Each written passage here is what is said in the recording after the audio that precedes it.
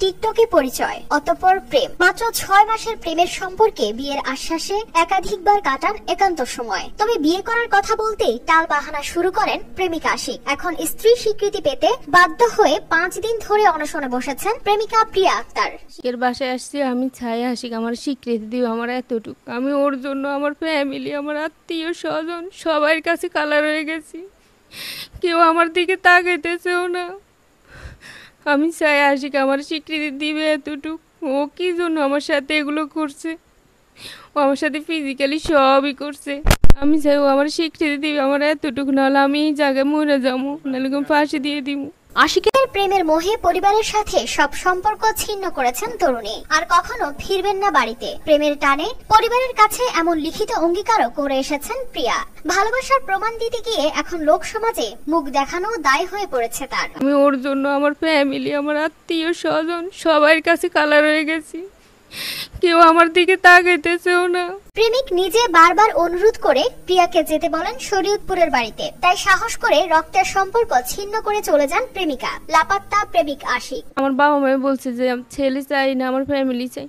আমি বলছি আমি ছেলে চাই। বংশ দিয়ে এসছি সাদা কাগজে। ওরা বলছে যে ঠিক আছে, আজকে থেকে আমাদের মেয়ে নাই, মেয়ে বলে আমরা দাবি করবো না। কোনোদিন যদি আমি মইরাও যাই খোঁজ খবর আমার রাখবে না, এগুলো বলতেছে।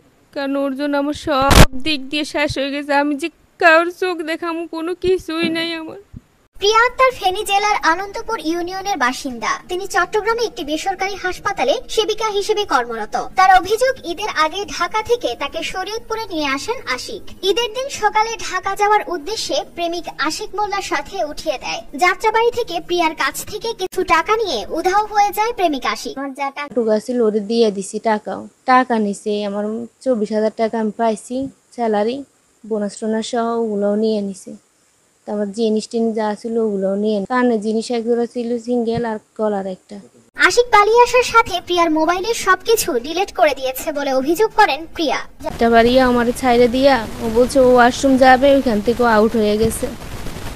আমার মোবাইলে যত কিছু আছে, আমি যে কার সাথে কন্ট্রাক্ট করবো ওই মানে কোনো কিছুই ও রাখে না।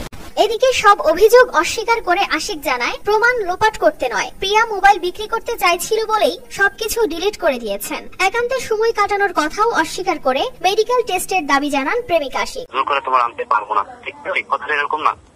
তো ও বলছে হ্যাঁ ঠিক আছে, আমি ঠিক আছে ঈদের পরে তুমি বাসা যাও, দেখো কি বলে। তাহলে এটা করার পরে আমি ঠিক আছে। তো হুট করে ওই ঈদের একদিন আগে আমার সাথে কথা বলতাম যে যেমনি হোক আমার তুমি নিয়ে যাও, আমি তোমার ছাড়াই যাবো না। আমি ঠিক আছে তুমি ঢাকা আসো, আসার পরে দেখা করি, এরপরে তোমার আমি বুঝাই শুনে তোমার কাকির বাসায় পাঠাই দিব। মানে এরপরে মনে করো যে তোমার কাকার বাসায় গিয়া আমি সাথে গিয়ে তোমার কাকাকে আমি রিকোয়েস্ট করবো, তোমার আব্বারে বলুন, বলার পরে যদি তোমার আবার আমার কথা না মানে তোমার যাইতে বলে না কিছু। আমি তো বললামই আমাদের কাছে গেছিল এটা ঘটনা ঢাকার। তাকে ঢাকা নিয়ে ঢাকা কোন জায়গায় নিয়ে খারাপ কাজ করতে বা কি করতে না করতে এটা ঢাকায় মামলা করতে হবে। অনলাইনে সৃষ্ট মিথ্যা প্রেম। প্রিয়ার মতো এভাবে যেন কারো জীবনে হতাশা নিয়ে না আসে, এমনটি প্রত্যাশা স্বজনদের।